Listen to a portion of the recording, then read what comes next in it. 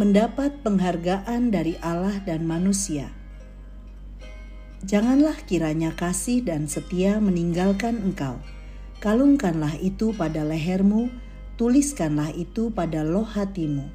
Maka engkau akan mendapat kasih dan penghargaan dalam pandangan Allah dan manusia. Amsal 3 ayat 3 dan 4. Sahabat Iktus mendapat penghargaan menjadi cita-cita banyak orang dalam menjalani hidup. Segala upaya dilakukan agar memperoleh penghargaan di berbagai bidang, dalam pendidikan, pekerjaan, pelayanan, bahkan juga di tengah kehidupan berkeluarga. Namun penghargaan dari siapa yang dikejar? Apa artinya jika seorang mendapat penghargaan dari manusia namun tidak dari Allah?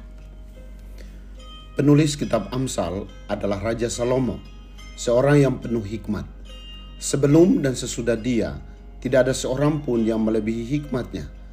Salomo menjelaskan tentang tujuan hidup tertinggi kita adalah memperoleh penghargaan dari Allah. Dan seorang yang telah mendapat penghargaan dari Allah, pastilah juga dihargai oleh manusia.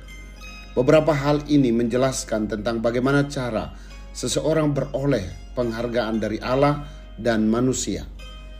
1. Janganlah kiranya kasih dan setia meninggalkan engkau. Kata kasih digunakan untuk menjelaskan perbuatan baik, ramah, penyayang, dan penuh belas kasihan.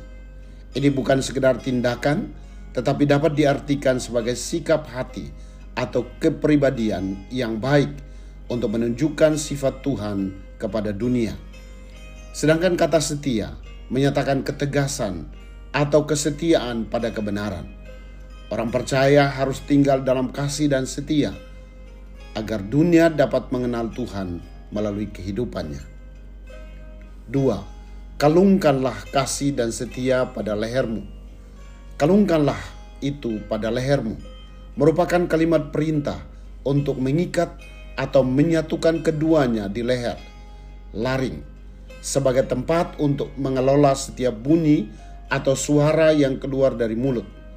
Tuliskanlah dalam loh hatimu, mengarah pada lempengan batiniah, pikiran, kemauan, dan keinginan tertinggi.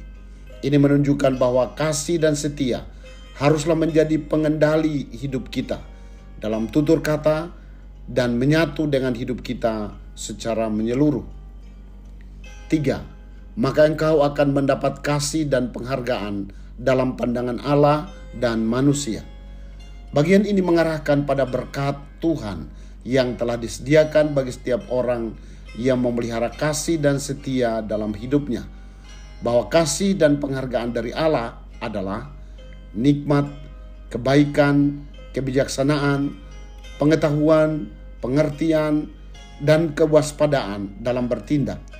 Semua itu adalah apa yang baik dalam pandangan Allah dan manusia. Sahabat Iktus yang dikasihi Tuhan, apakah aku tinggal dalam kasih setia kepada Allah dan hal itu dapat terlihat melalui sikap hati dan kepribadianku? Dalam hal apa aku masih gagal untuk menunjukkan kasih setiaku kepada Allah dalam tutur kata, pikiran, atau hal yang lain?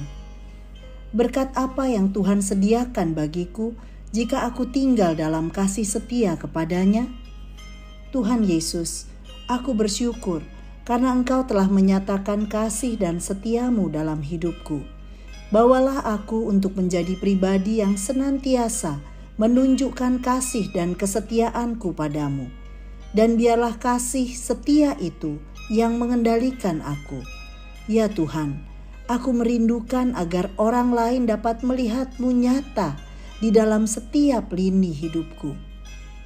Terima kasih Tuhan, karena kasih dan penghargaan-Mu selalu tersedia bagiku. Amin. Bila seorang menyukai kasih dan kesetiaan, maka kasih dan penghargaan Tuhan pasti menjadi miliknya.